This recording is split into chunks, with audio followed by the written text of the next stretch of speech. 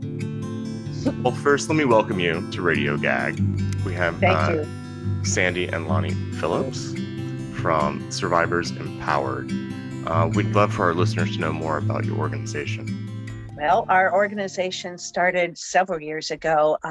We had been affected by Jesse's death, of course, back in 2012. And she was killed at the Aurora Theater massacre at the Batman movie premiere. And along with 11 others and 70 wounded. It was big news at the time. And 5 months later, Sandy Hook happened. And we responded to Sandy Hook as just wanting to help them in any way we could. And seeing the shock and the devastation on the parents' faces, I knew immediately that this is what we needed to be doing for the rest of our lives. We know what that felt like. We remembered, and seeing them reminded us of we looked just like that 5 months ago. So what can we do to help these people? And the organization just kind of grew from that desire to help others navigate through those first shocking waves of grief and devastation, and then on into finding a way for these people to find hope and deal with their grief and find solutions to the PTSD that most survivors suffer from, and depression and anxiety. So our organization has continued to morph from not only responding, but now providing resources to survivors and making sure that they have the ability to tap into mindfulness classes, to tap into a new, in fact, it's going live next week. We partnered with Giffords and developed a toolkit for survivors who want to know what do I do next? What happens now? Where do I go? What services are there? How do I find a trauma therapist versus a grief therapist? Not knowing where to turn is really the first thing that happens. We were in Texas. Jesse was killed in Colorado. And we were sitting there going, well, what do we do? Do we get on an airplane? Do they call us? Do we really know, in fact, that she's dead, even though we've been told she was? All those questions just, whirl around you and make the situation even harder to deal with. So what we found out, I think that covered a lot of ground, but after the Aurora shooting, Sandy and I were really surprised that we didn't have the laws we thought we had. We weren't up on it. We were gun owners, we were Republicans from Texas. So, and we weren't really very particularly what you would say politicals, or people that were interested in politics. But after the 5 months after our shooting happened, we tried to get anyone to talk to us about it. I mean, that was during the President Obama, and that's when they were having the presidential debates, and they wouldn't even bring up gun control. So we were shocked that we couldn't just go out and get this law changed where somebody could go buy an AR-15 out of the trunk of a car legally. That was just beyond us. So right away, we were going to get that changed. We were going to go to Congress and we were going to raise hell and we were going to get that changed. Well, 10 years later, we have had no federal regulations. So that was kind of, when Sandy Hook happened, we said, well, they wouldn't listen to us, but they're really going to listen to, after 20 babies were killed, we're going to get this changed. We were shocked. We were sitting in the gallery when the vote was 54 to 46. And we found out that because of the filibuster rule, which I never heard of before, wouldn't allow that change. And that's the reason we can't get change, is because we have been blocked by a Republican Congress in control. And I'm saying, we voted Republicans. We don't anymore. After Sandy Hook, and after that vote came down, we don't vote Republican. So that's where we are politically, personally, but as an organization, we are bipartisan. We help Republicans and Democrats alike, equal. Well, I think that's the point is that you're trying to make is that we have to touch everyone from the bottom up. And I want to hear more about these toolkits and your tour. Well, the meeting people where they're at is so important. As gun owners, we always, whenever we're having a conversation with someone, it starts off, well, we're gun owners too. I took the NRA class when I was 10 years old, and it was a very different organization back then. Most people don't even know how the NRA has morphed into this political machine that does not have people's best interest. They're just concerned about their bottom line. We've also discovered that people in their own states don't realize that laws are different from state to state. And they always throw up, well, Illinois has strict gun laws, but look at Chicago. Well, yeah, they're trafficking guns across the border from Indiana and other states that have either zero gun laws or very loose gun laws. So the need for national laws just keeps coming back, because until you make the strongest case for common sense gun laws in states like California, Massachusetts, New York, New Jersey, until every other state is honoring gun ownership in the same way, then you're weakening all gun laws. It's just a vicious cycle. What actually inspired you to actually travel then? Well, it's backstory here. After Jesse's death, we knew that there was going to be a trial. And we started asking questions, how long is this going to take? And everyone was telling us it would be about 3 years before we had a trial. So for me, it was incredibly important that I was in that courtroom every day, representing not only our daughter Jessie, but for those who couldn't be in attendance every day of the trial.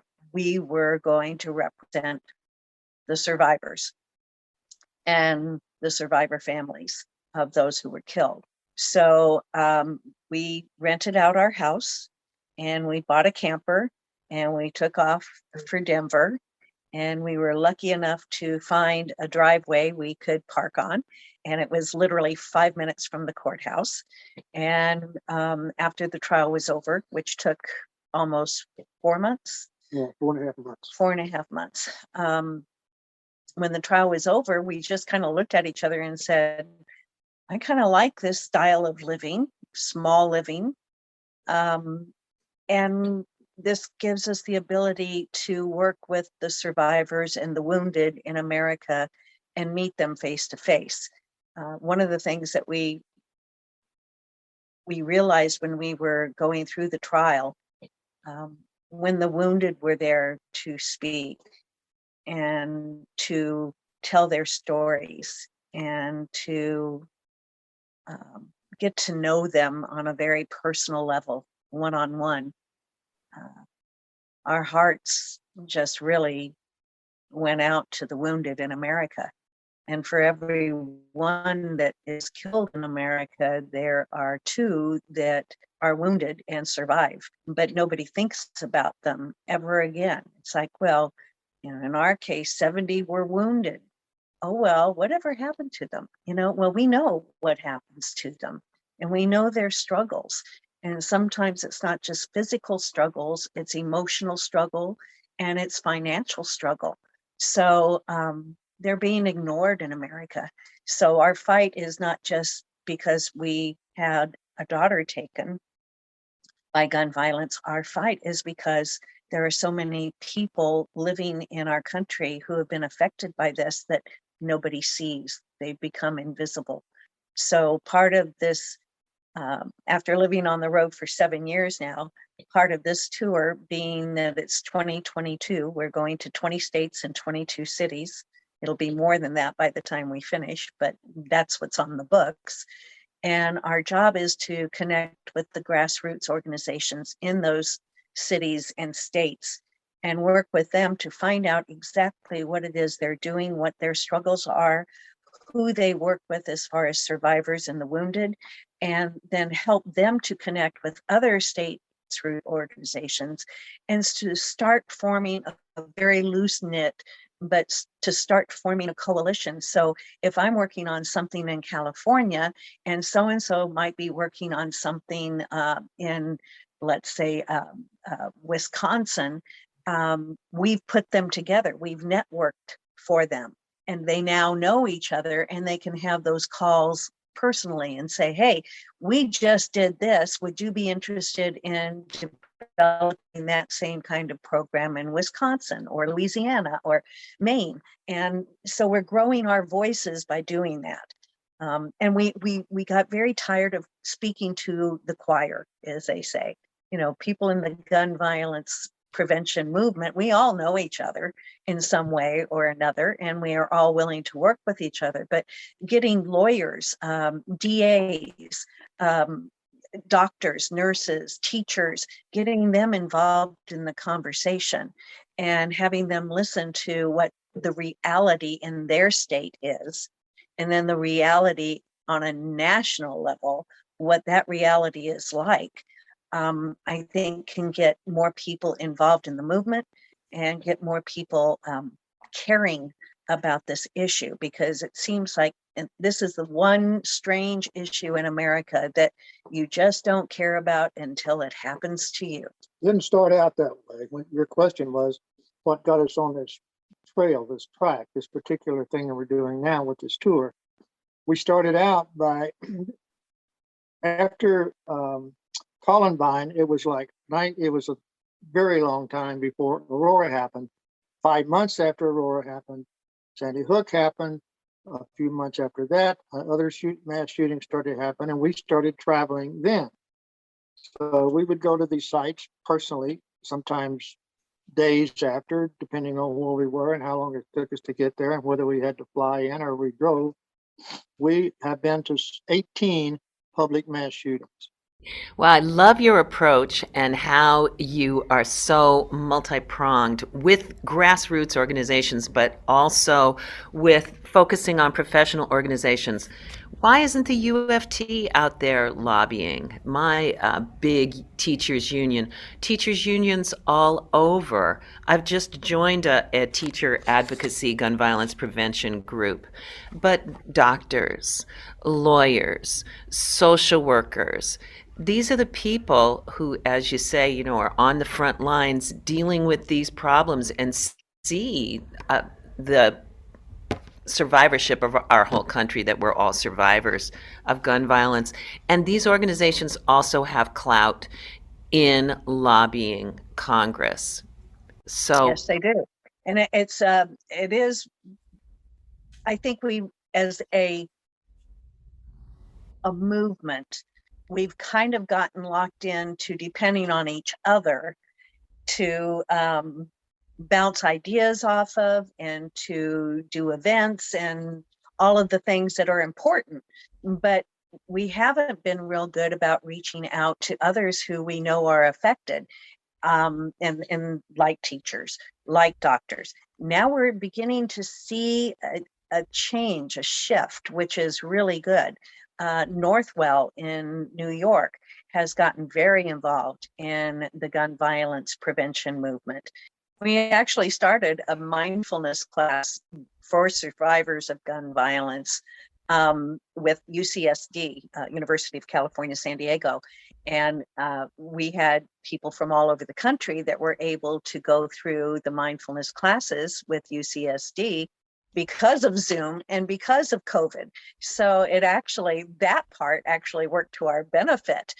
And we're starting another one this coming February, just in a couple of weeks, a new one starting. And this time we're hoping to have over 100 participants from all over the country, with the idea that they will continue on to the next class and become certified to become teachers and become violence preventers, violence interrupters and violence healers in their own communities. So it's a big challenge, and one that we're looking forward to, because we think we've seen the benefit of mindfulness in our community.